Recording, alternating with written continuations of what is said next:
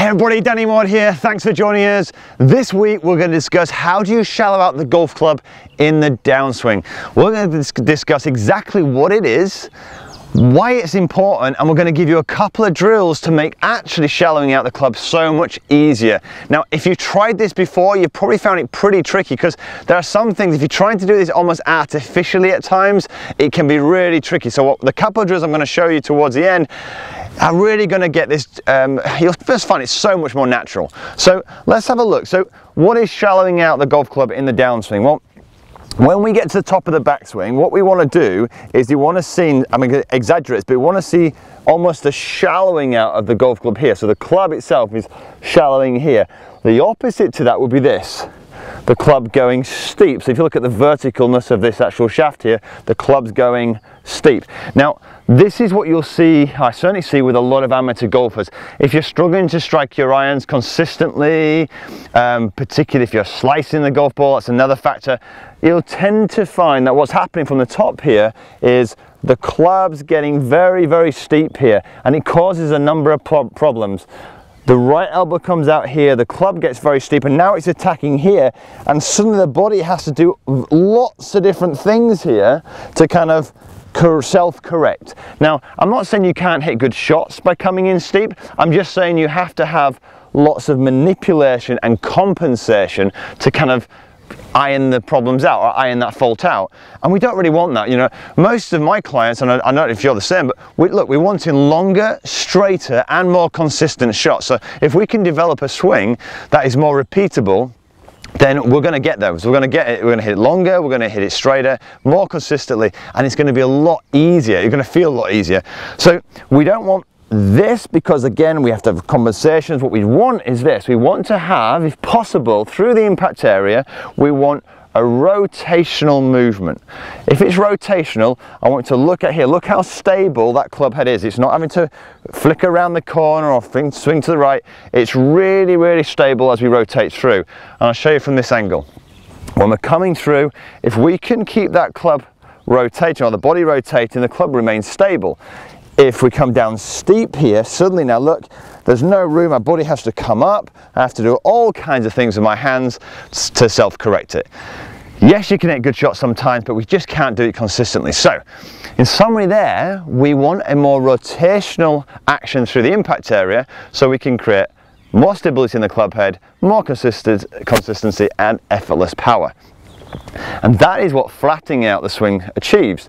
If we can get you here and then naturally start to flatten this out, what happens now is we can naturally start to rotate the club through the impact area. Right, so we've got a basic understanding of what shallowing out the club is and why it's important, but how do you go and work on this? How do you go and work on it so it's simple and easy to do? Because the shallowing out of the golf club should be a natural process, but obviously it's not for a lot of people initially. So I want you to focus on just two things that you need to do in the downswing to make sure that you shallow out every single time. The first thing is how you go about rotating. Look, we said with this simple exercise here, watch this. If you pull here with the top part of your body, you are going to get the club steep. If you rotate, it goes shallow. So how do you rotate? Well, watch this. Most people rotate first of all with their top half. If you rotate with your top half first, you'll always go steep. What we want to be able to do is, first of all, we want to rotate with the lower section of the body first.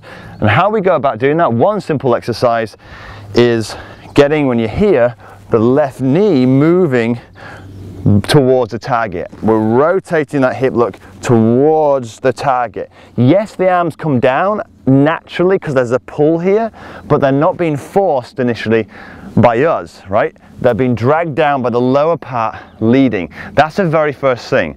Now, I do have some more detailed training on this, and I'll put it in the iCard up in the top corner here on how to do this if you want some more information. But for now, that's all I'd work on, is start to get that rotation here, the lower section of the body.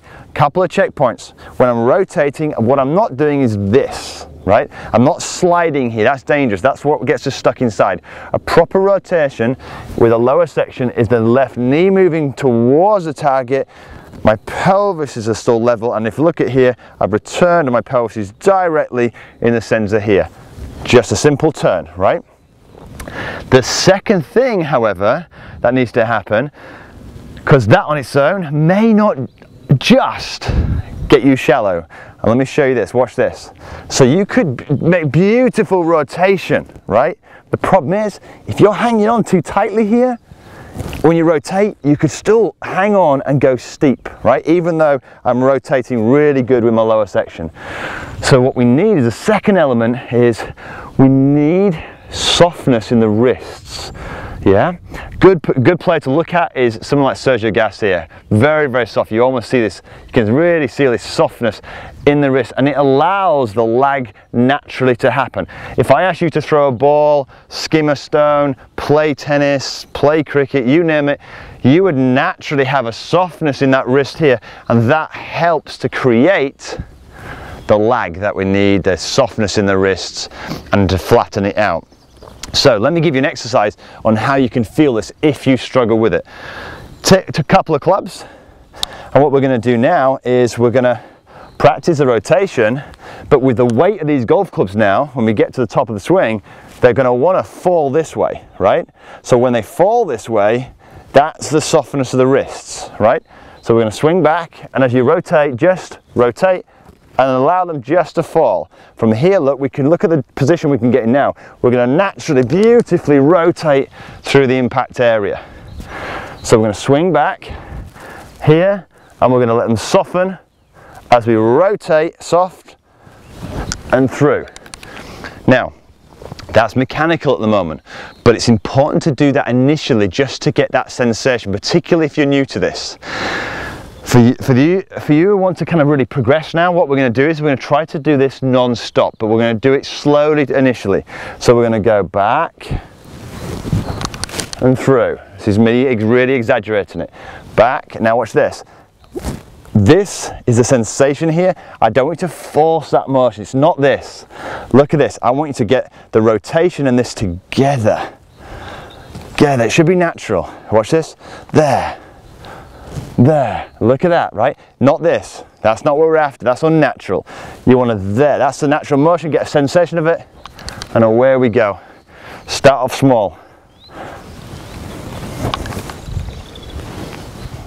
And gradually, as we get a bit more comfortable with this, we're going to build up the speed.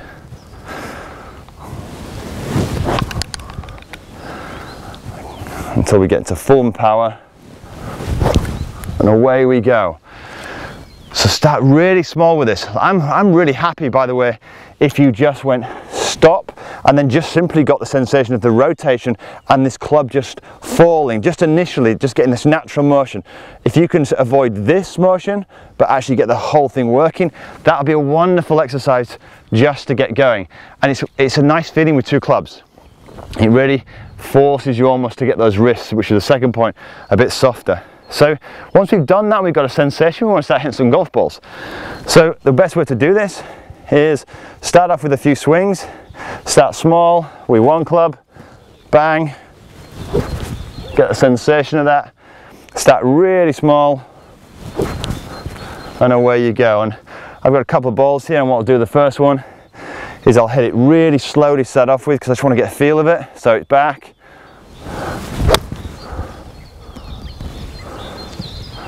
and through, nice and smooth. And then what I'll do is I'll probably hit quite a few shots really slowly to start off with, not worrying about any power, just kind of really slow to try and get this natural motion, and just to keep reiterating, I am not trying to flatten it just on its own because that would be the torso starting. I'm trying to combine the rotation with the softness of the wrists here as I'm coming through. Again, that's why I'd slowly start off with. And it helps me to get this lovely rotation through the shot, and away we go.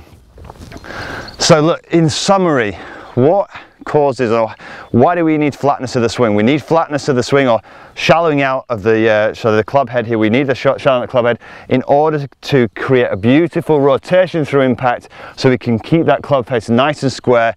And the other thing, if we're rotating, we're using more of our energy. We can use our body, we can use legs and torso to generate the power. Very, very important. And the second thing, what else have we looked at? It's how do we get doing it? From here, it's a rotational movement through the ball. Why did we start with this? It starts with the lower section first, left knee moving towards target. I've got some more detail in the iCard above on how you can do that. And then the third thing here was, look, how do you then get that feeling? Because you could still potentially go steep. We make sure the wrists are very soft, very natural. That's why we don't want to make it too mechanical. When you're trying too hard, we just kind of get too tight, right? So grab a couple of clubs. It just gives you that an extra bit of a feel for when you do get that transition, those kind of feel like they're falling a little bit. It's a really nice feeling, and it helps to kind of get this message across. Once you've done that and got a sensation of it, start really small. Go to the top, then practice just that sensation here, there. So it's one flowing motion. Once you've done that a few times, then hit some golf balls in slow motion almost, getting the same type of feeling, and gradually build it up. Don't rush this. This is super fun. Once you get going with this, so much better. The strike can be wonderful.